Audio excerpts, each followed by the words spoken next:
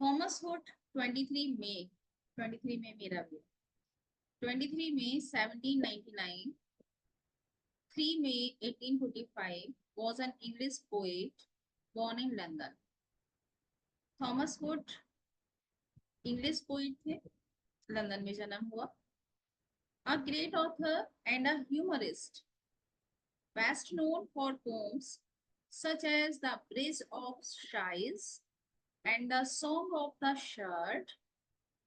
ये एक अच्छे महान पोइट रहे, ऑथर रहे, ह्यूमरिस्ट जो ह्यूमर रिलेटेड पोम्स या शॉर्ट स्टोरीज लिखते हो, तो ह्यूमरिस्ट रहे. ये बहुत जाने माने रहे अपनी पोम्स के लिए जिनके नेम है bridge of shies and the song of the shirt. Wood wrote regularly for the London Magazine, Athenaeum and Punch. In magazines के लिए इन्होंने रेगुलरली लिखा. He later published a magazine largely consisting of his own works. बाद में उन्होंने एक magazine publish की जो उनके खुद के वर्क को ही लेकर थी. ठीक है, वो किसी और मैगजीन में ना लिखकर उन्होंने एक अपनी पर्सनल मैगजीन निकाल दी. Wood never robust. Wood कभी भी robust नहीं रह पाए, healthy नहीं रह पाए. Had lapsed into invalidism by the age of 41 and died at the age of 45. वो invalidism, इसका लिखो the state of invalid due to unhealthy situation. Invalidism का मीनिंग है invalid होना. क्यों invalid होना? क्योंकि हेल्थ कंडीशन अच्छी नहीं है, बिकॉज ऑफ इल हेल्थ. तो उन्होंने अपनी लाइफ को इनवैलिडिज्म में देखा. किस एज में? 41 में. वो इम्प्रूवमेंट नहीं आ रहा था और 45 में उनकी डेथ हो गई. William Michael Rossetti in 1903 called him the finest English poet between the generations of Shelley and Tennyson. William Michael Rossetti ने 1903 में थॉमस हुड को फाइनेस्ट इंग्लिश पोइट कहकर पुकारा, उस जनरेशन में जब शैले और टेनिसन भी लिखते थे. On the death of her husband in 1811, Hood's mother moved to Islington, where Hood had a private schoolmaster who, in appreciating his talents, made him feel it impossible not to take an interest in learning, while he seemed so interested in teaching. जब 1811 में husband की death हो गई तो hood की जो mother थी वो स्लिंगटन में शिफ्ट हो गई, जहां पर हुड के एक प्राइवेट स्कूल मास्टर थे जो उनके टैलेंट को एप्रिसिएट करते हुए उन्होंने कहा कि स्कूल मास्टर ये कह रहे हैं कि मुझे ये फील हो गया कि बहुत इम्पॉसिबल है not to take interest, learning में इंटरेस्ट ना लेना बहुत इम्पॉसिबल है. वाइल ही सीम्ड, मतलब लर्निंग में इतना इंटरेस्ट नहीं लेता, जबकि ऐसा दिखता है कि इसको ज्यादा इंटरेस्ट टीचिंग में आता है.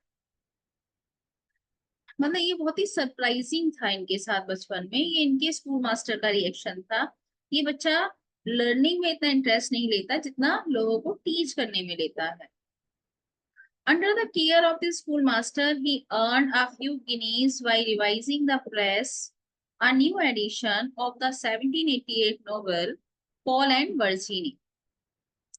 अपने स्कूल मास्टर के अंडर केयर में इन्होंने कुछ गिनीज भी अर्न की जब इन्होंने रिवाइजिंग वर्क स्टार्ट किया फॉर द प्रेस के लिए एक न्यू एडिशन 1988 में नोवेल था पॉल एंड वर्जीनिया.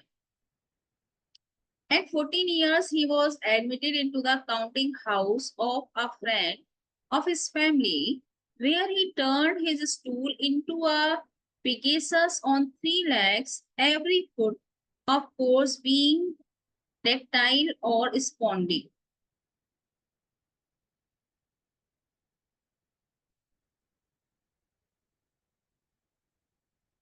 जब ये 14 साल के थे तो इनके बारे ही वॉज एडमिटेड, इनके बारे में ये एडमिट किया गया into the counting house of a friend, इनके फैमिली के एक फ्रेंड के काउंटिंग हाउस में, जहां इन्होंने स्टूल को into a Pegasus on 3 legs, 3 legs का जो स्टूल स्टूल था, पिगासस प्लेस का नेम है, वहां पर उस स्टूल को एवरी फुट, उसके हर फुट को ऑफ कोर्स उन्होंने इस टाइप से चेंज किया, बीइंग अ डेक्टाइल और अ स्पॉन्डी। इसको जरा छोड़ो, मैं इसको सर्च करती हूँ उन्होंने किया क्या था स्टूल के साथ। ठीक है, आगे बढ़ते हैं, इसको मैं देखकर बताती हूँ। कुछ अद्भुत किया है, हिस्ट्री सर्च करते हैं इसकी। However, the uncongenial profession affected his health and he began to study engraving. हालांकि उनका जो प्रोफेशन था वो अनकॉन्जिएबल था, अनसक्सेसफुल था, अनसूटेबल था, इस टाइप का था कि जो उनको सक्सेस नहीं दे रहा था, तो इससे उनकी हेल्थ अफेक्ट हो गई और उन्होंने फिर एनग्रेविंग बहुत ही गंभीरता से स्टडी करना स्टार्ट किया। The labour of engraving was no better for his health. Engraving, sorry, engraving का मतलब नक्काशी करना, ग्रेविंग का जो वर्क होता है वो करना स्टार्ट किया। जो लेबर ऑफ एनग्रेवी था was no better for his health, उनकी हेल्थ के लिए अच्छा नहीं था। Then the counting house had been, जो काउंटिंग हाउस का जो वर्क था उससे एनग्रेविंग का जो वर्क था वो ज्यादा बेहतर नहीं था। Food was sent to his father's relations at Dundee Scotland, food को फिर अपने फादर के किसी रिलेटिव के यहाँ भेज दिया गया डंडी में। He led a healthy outdoor life, वहां उन्होंने हेल्दी आउटडोर लाइफ गुजारी। At the same time he began seriously to write poetry, इन्होंने सीरियसली पोइट्री लिखनी स्टार्ट की। And he appeared in print for first time with a letter to the editor of the Dundee Advertiser, और वो पहली बार print में उनका नाम आया जब उन्होंने एक लेटर लिखा एडिटर के लिए, डंडी एडवर्टाइजर के लिए, तो पहली बार उनका प्रिंट हुआ। I remember was first published in 1844 में पहली बार पब्लिश हुई थी। The poet addresses the gloomy and uncertain adulthood in the light of a perfect childhood. Underline this.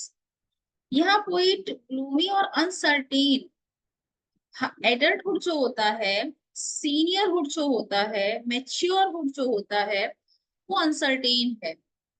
उसमें क्या हो जाएगा आगे, क्या नहीं हो जाएगा पता नहीं। ग्लूमी होता है, दुख से भरा हुआ होता है। तो पोइट यहाँ पर ग्लूमी और अनसर्टेन एडल्टहुड को एड्रेस करते हुए, और किस वे में एड्रेस कर रहे हैं, एक और वो दिखा रहे हैं परफेक्ट चाइल्डहुड। परफेक्ट चाइल्डहुड की छत्र छाया में या परफेक्ट चाइल्डहुड की लाइट में वो दिखाते हैं ग्लूमी और अनसर्टेन एडल्टहुड को। And that makes the narrative universal, और इससे क्या हो जाता है, जो नैरेटिव, जो नरेशन या जो बात कही है उन्होंने पोम में, वो बहुत ही यूनिवर्सल हो जाती है।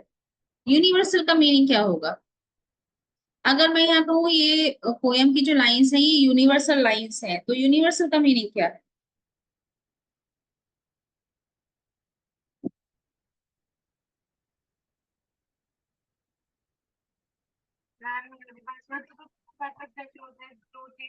हाँ जी,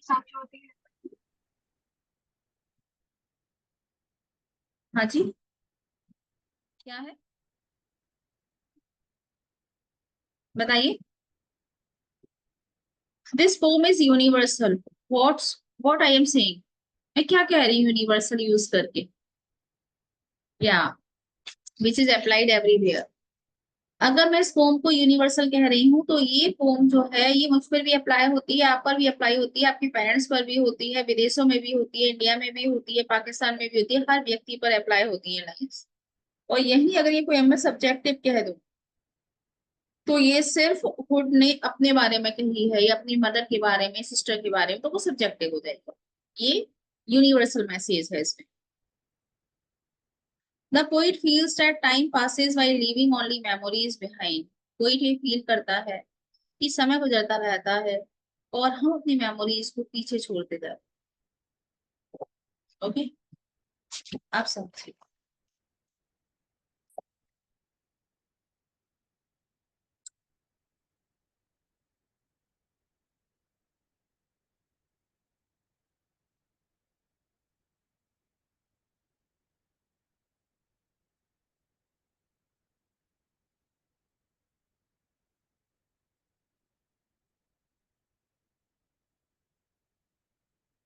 I remember Thomas would. I remember मुझे, आप अपने लिए भी मुझे कर सकते हैं। मुझे याद आता है, मुझे याद आता है द हाउस, वो घर, वेयर आई वॉज बोर्न, जहाँ मेरा जन्म हुआ था। उस घर की लिटिल विंडो मुझे याद आती है, वेयर द सन, जहाँ सन की आया करता था, पीपिंग, झांकता हुआ। पीपिंग मतलब look through the window, window से झांकता हुआ। In, peeping peeping in the room at morning में। And he never came a wink too soon, a wink too soon, वो जल्दी, कहने का मतलब ये है the sun was extremely punctual. वो एक विंक का भी, एक पलक झपकने की भी देरी नहीं करता। ही नेवर केम, वो कभी भी एक पलक, विंक, पलक झपकने की देरी से नहीं आया। He came every day at the exact time, वो हमेशा सही समय पर आया करता था। Not brought too long a day, not brought too long a day, और ना ही वो बहुत लंबा दिन हमारे सामने रखता था। मतलब उसका एक टाइम शेड्यूल था, अपने उस टाइम के खत्म होने के बाद वो चला जाता। बट नाउ, अब, आई ऑफन विश, मैं हमेशा विश करता हूँ, the night had borne my breath away, कि नाइट आए, रात आए, और मैं मेरी सांसों को borne अवे कर ले, टुक अवे कर ले। Now poet wants that his life passed away this night, आज की रात मेरी लाइफ ब्रेथ अवे हो जाए। He is saying when I was a child, I was enjoying much. How? How we can say he was enjoying much? Because he was saying कि there was a small house.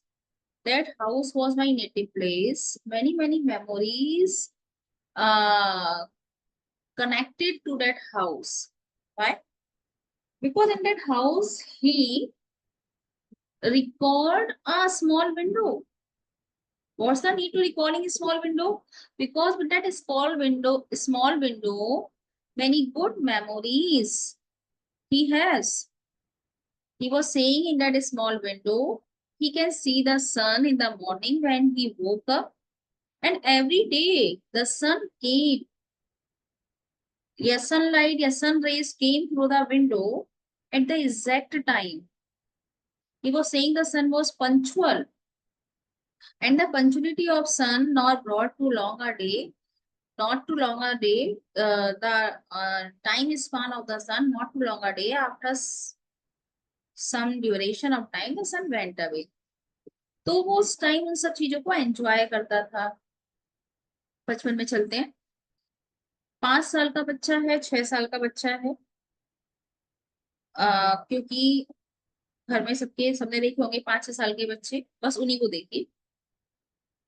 उनको bed पे चढ़ना, खिड़की पर चढ़ना, सन को, moon को, light को, जमीन पर लाइट पड़ रही है उसको, दीवालों को देखना, और बार बार, और देखकर खुश होना। उन्हें बड़ी खुशी मिलती है इन सारी चीजों को देखकर। तो ये सारी चीजें इसको भी पहले खुशी देती थी। घर आज भी है, खिड़की आज भी है, सन आज भी आता है, धूप आज भी आती है कमरे में। लेकिन आज वो वाली हैप्पीनेस नहीं मिलती।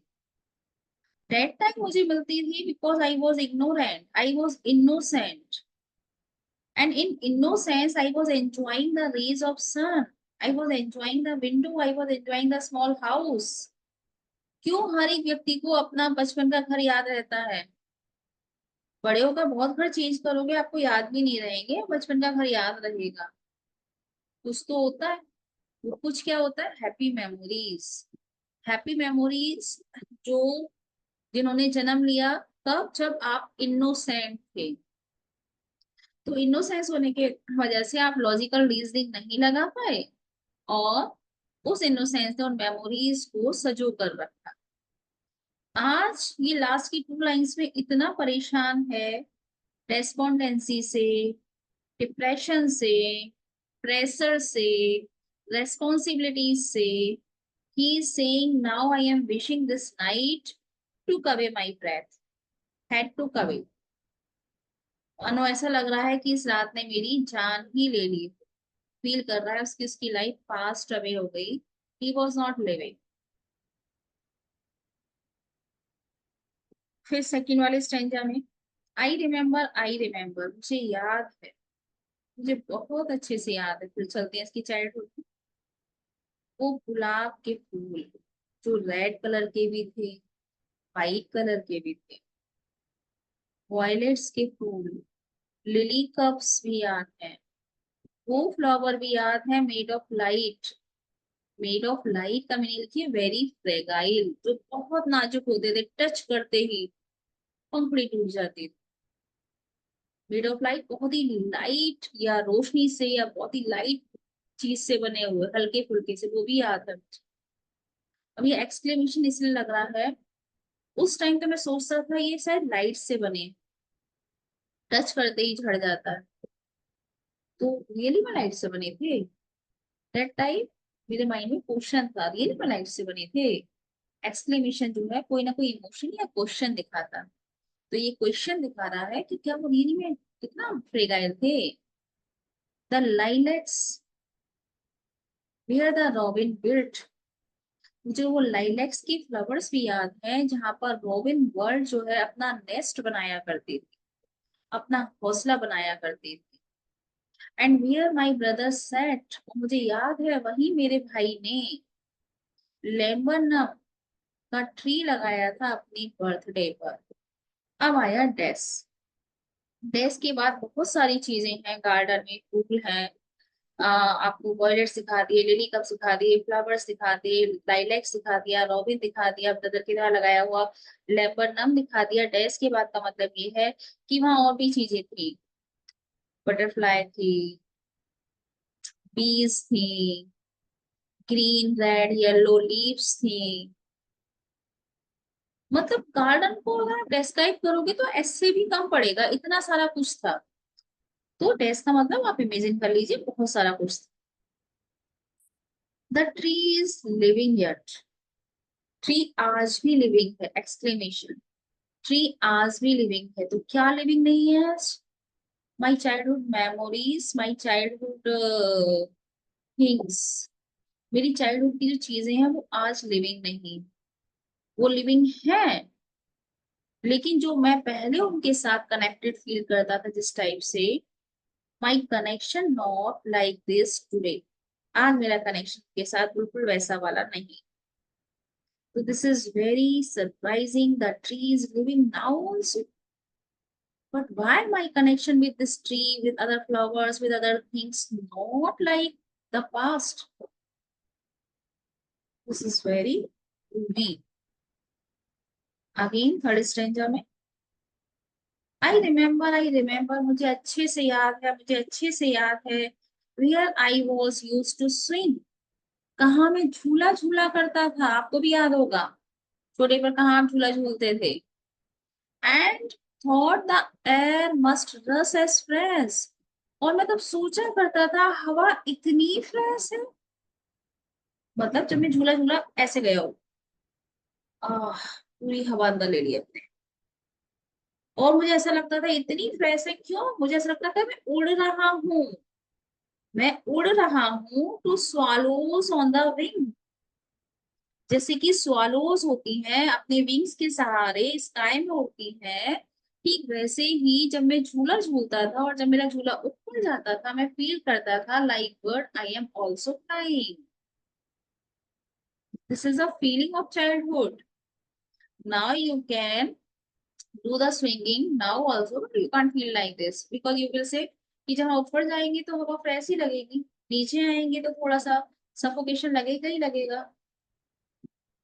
अब तो वो वाली फीलिंग नहीं आएगी कि हम चिड़िया की तरह उड़ रहे हैं जब ऊपर जा रहे हैं। उस टाइम होता था। My spirit flew in feathers then, मेरी स्पिरिट जो है, मेरी स्पिरिट, मेरी सोल उड़ने लग जाती थी, मानो कि मेरी स्पिरिट में सोल लग गए। जब मैं स्विंग पर होता था और स्विंग जब ऊपर जाता था, तो मेरी स्पिरिट ऐसे उड़ने लग जाती थी मानो कि मेरी स्पिरिट के पर लग गए। That is so heavy now, जो मेरी स्पिरिट है आज बहुत भारी हो गई। अब मेरी स्पिरिट में वो लाइटनेस नहीं रहा जो पहले होता था, जो उड़ता था मेरा स्पिरिट पंखों के साथ। आज मेरी स्पिरिट बहुत हैवी है। And summer pools could hardly cool, summer pools मुश्किल से ही आज कूल है। मतलब समर पूल्स पहले बहुत कूल हुआ करते थे, बहुत ठंडे हुआ करते थे, बहुत एंजॉयमेंट होता था। अब नहीं लगता। समर पूल सब ऐसे ही लगता है ऐसी कोई वाटर बॉडी है बस, nothing else. The fever on my bro, अब सिर्फ मुझे महसूस होता है on my forehead, too much tension, too much fever, too much responsibility, too much sorrow. अब मुझे सिर्फ अपने ब्रो पर, अपने आईब्रो पर, अपने फॉरहेड पर बस टू मच फीवर फील होता है। I have not such a lightness which I had when I was young. When I was swinging, I was feeling like a bird as swallows were flying in the sky. I was feeling my spirit also was flying in the sky with the feathers. Now my spirit has become very heavy. Now pools are not giving me such a coolness as they were giving me in my childhood. Now I am feeling on my forehead there is too much tension, too much fever. My face is becoming pale. Last stanza. I remember the fir trees dark and high. मुझे याद है फर trees dark, बहुत dark हुआ करते थे और बहुत ऊंचे हुआ करते थे। फर ट्रीज का कलर बड़ा डार्क लगता था मुझे और बहुत ही ऊंचे लगते थे मुझे वो। और तब मैं बचपन में सोचा करता था, आई यूज टू थिंक कि इन फर ट्रीज का जो स्लेंडर टॉप्स हैं, टॉप्स जो होते हैं स्लेंडर मतलब कहीं भी इधर या उधर मूव कर सकते हैं, तो स्लेंडर मतलब टेंडर कह सकते हैं, टेंडर टॉप। टॉप ऐसे बिल्डिंग का टॉप तो ऐसे होता है, आप बिल्कुल क्लियर है, यहाँ कोई भी चीज फिक्स हो सकती है। लेकिन ट्री का टॉप तो सिलेंडर होता है, ऐसे हिलता रहेगा हवा में। तो आप फील करता था उस डेलिकेट टॉप्स पर, were close against the sky. Delicate tops जो है ट्री का, ये स्काई के काफी क्लोज। मैं फील करता था ये स्काई है, ये ट्री है, और ये स्काई जो है वो ट्री के काफी क्लोज है, ऐसा फील करता था। और मैं जाकर टच कर सकता हूँ। It was a childish ignorance, ये सारा सोचना क्या था, एक बच्चे की इग्नोरेंस थी, lack of knowledge. Because of having lack of knowledge, I was thinking the standard tops, the delicate tops of the sky was very near, yeah, touching the sky. But now it is little joy to know I am farther off from heaven than when I was a boy. But now it is. But now it is very little joy. Little Joy मतलब ना के बराबर। अब मुझे कोई खुशी नहीं मिलती है, मुझे ना के बराबर खुशी मिलती है, क्योंकि अब मैं जान गया I am farther of from the sky, from the haven, कि मैं हेवन से बहुत दूर। मुझको पता है हेवन टच करना कभी पॉसिबल नहीं है। अब मेरा रीजनिंग पावर इतना है कि मुझको पता है साइंस के जरिए कि हेवन टच करना पॉसिबल ही नहीं है। बचपन में सोच कर देखो, हम सोचते थे फलानी जगह जाएंगे, जाके स्काई टच कर लेंगे, ये सोचना ही अच्छा लगता था। नहीं कर रहे टच, लेकिन एक उम्मीद थी ना, टच कर लेंगे। अब मैं उस हेवन से बहुत परे हूँ, मुझे पता है बहुत पारा भी। Then when I was a boy, जब मैं एक लड़का था, तब से अब मैं बहुत फारदर अवे हूँ। तो जब मैं एक लड़का था तब कितनी अच्छी अच्छी फीलिंग्स आती थी उसको लेकर, अब ऐसी कोई फीलिंग नहीं आती है। तो मेरा बचपन जा चुका है और एडल्टहुड आ चुका है। तो एडल्टहुड की डार्क रियलिटी को दिखाया है। ठीक है। हाँ।